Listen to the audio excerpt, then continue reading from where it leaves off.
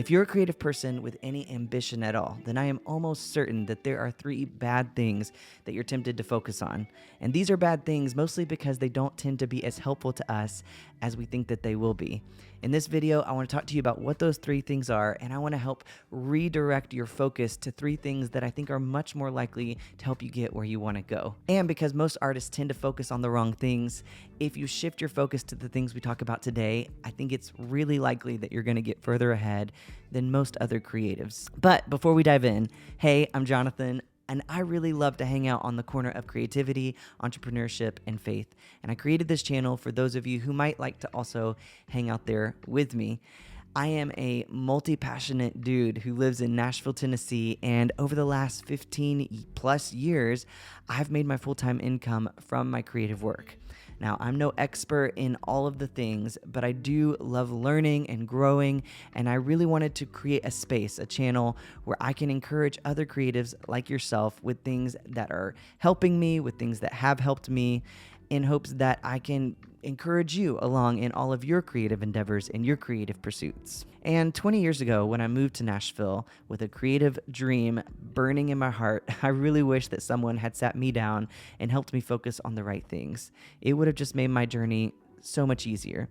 Over the years, I've learned, though, through trial and error, through a lot of failure, through a heartache, and then through some wins. And so I want to make this video for you today. I want to share with you the things I wish someone had shared with me in hopes that it can help you get traction in your creative endeavors faster than I was able to. The first thing that all of us creatives are tempted to focus on from the beginning are partnerships. We have this creative dream that bubbles up in our heart, and so we move to Nashville, or we start doing our creative work and putting it out there. And a lot of our energy and focus goes towards trying to get people to hear us who can notice us or discover us, the people who have the power to platform us. That's what partnerships are. We're hoping that someone who has more leverage than us will find us, discover us, and help blow up our career, help make our creative dreams happen. And that's what a creative partnership is. What I want to encourage you to focus on instead of that is I want to encourage you to focus on building an audience. I want you to focus on growing a fan base. The thing is, as we're, chasing down these partnerships, as we're chasing down the people who we believe can make our creative career happen, we might pick up some fans and some of an audience along the way. But what I want you to do is I want you to kind of flip the ratio. Instead of spending 90% of your time trying to get someone to notice you who you think can make your dream happen, I want you to spend 90% of your time building an audience, connecting with people, growing your fan base, and then maybe 10% of your time focused on figuring out if there's a partnership out there that would suit you and would help you. I want to share with you a few reasons why focusing on your audience is so much better than focusing on partnerships, and why you should be putting so much more energy into your audience and fan base. It's because if you get good at that, if you get good at growing your audience and connecting with your audience, then first of all, partnerships are going to come knocking at your door. You're not going to have to chase them down anymore. And it's so much more fun that way, because then the partnerships are also less about you trying to prove yourself to one or two people to prove that you're good enough. Instead, these partnerships are more about people taking notice of the fact that you are good at what you do and that people are resonating with it, that they love your work, and them saying, hey, we want to get in on that. Hey, we want to help offer you some leverage to continue to grow the thing that you're already growing. And that's just way more fun. It puts you in a much better position too as a creative person. Also, partnerships are not going to be very helpful to you if you're not already good at connecting with and growing an audience. Partnerships can sometimes help make creative dreams happen out of thin air, but it's really rare. Partnerships are way better whenever they're pouring gasoline on a fire that's already going. And if you connect with a partner too early when you're not ready, and by ready, I don't mean not good enough, I mean you haven't yet learned how to connect with people who are going to love your creative work, then you're going to find yourself really stressed out, because now another person or a team of people are relying on you to be really good at something that you haven't learned to be good at yet, which is not just doing your creative work, but also connecting with an audience who would love your creative work.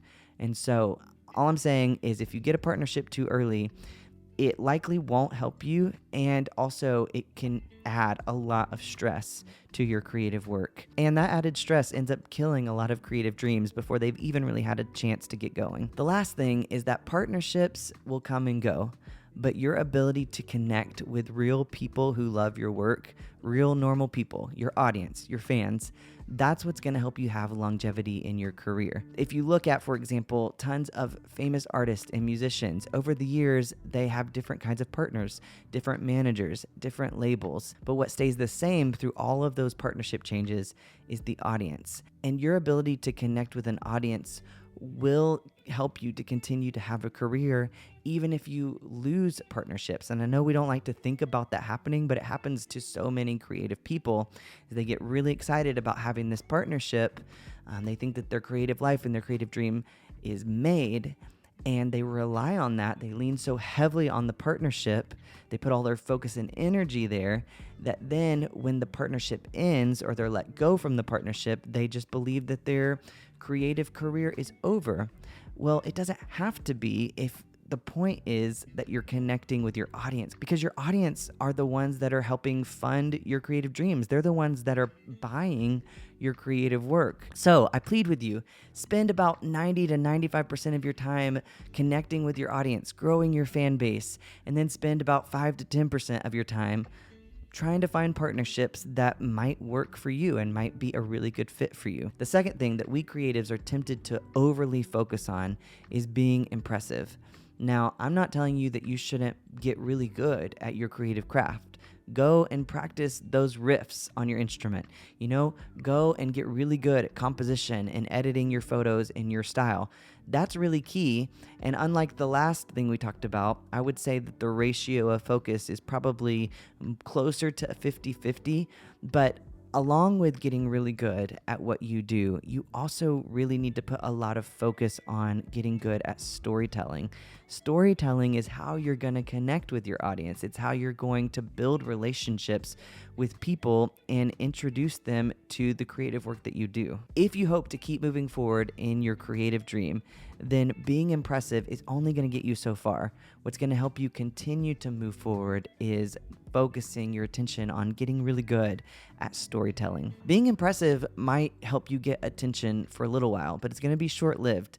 You might get a lot of oohs and ahs, but oohs and ahs and people being impressed with you doesn't help you build connection with people, like what we just talked about. It doesn't help you build relationships with your audience. And connection with an audience is what's going to help you have longevity in your career. One thing that helps make this point really clear for me is whenever I think of really impressive acts. For example, it makes me think of circus performers who can do really amazing things. Or I think about magicians who, when you see their trick, it makes you stop for a second and go like, wow. And especially a really good magician is really impressive and it makes you go like, wow. Or even I think about artists, singers. There are some artists and singers that when you hear them sing, they stop you in your tracks and you're like, wow, that's amazing. But how many of us have watched American Idol and heard tons of great singers? One of the most humbling things about being in Nashville is to see that there are a lot of impressive people in the world. There are a lot of people that are really talented that make people stop and go, wow. But if you want to build a career long term, again, that impressiveness isn't going to connect with people. Notice how circus performers, magicians, artists all connect through story elements. What are story elements? Things like humor, things like nostalgia. If you notice, circus acts and magician acts will build in these story elements to allow people to connect with them as people as they're doing these impressive things, and it's what allows them to have people come back over and over and over and over again and not just get bored with the fact that they can do impressive things. And then for artists, the best artists who continue to have a career are artists who have personality and are able to communicate their personal story, and artists who have great songs, because songs are a form of storytelling. The last thing I want to say about this point is that in general, if you're going to pursue a creative career, that means you're wanting in some way to make a business out of your creative work. And impressiveness is all about you, people focusing on you, people coming to you and being like, wow, But business is all about figuring out how you can add value to other people. It's about serving people. And so someone who is wanting to pursue a creative career has to eventually shift from wanting to be impressive to going, how can I use the skill that I have in a way to add value to other people's lives, to connect with other people? And typically that involves things like marketing, that involves things like songwriting, that involves things like interviews and TV appearances. All of these things, social media, all of these things are helping tell the story around your impressive act in a way that draws people in and helps people connect with you. The third thing that we creatives are tempted to focus on to our own demise is that one piece of work that we just know is going to blow up our career and going to blow up our life. Maybe it's that one social post that's just going to make us go viral. I want to plead with you that instead of focusing on one piece of work, one song, one post, one painting, one picture, one whatever, instead to put your focus on building up a portfolio of work, building up a body of work. Whenever I see one of my creative friends really focusing in on what they believe is their magnum opus, this one creative work that they're really working hard on and perfecting because they know that once they put it out into the world, it's going to change their life and it's going to show the world everything that they're capable of, I cringe because I feel like I'm watching a car driving straight towards a brick wall. And that brick wall is unnecessary amounts of discouragement and disillusionment. All of us as artists and creatives have to battle with discouragement and disillusionment, but I just think we're setting ourselves up for unnecessary amounts of that whenever we are expecting one piece of work to change our lives. And putting so much of our hopes and dreams into one piece of work can leave us stuck in perfectionism because down deep, I think we know that we're setting ourselves up for a lot of disillusionment.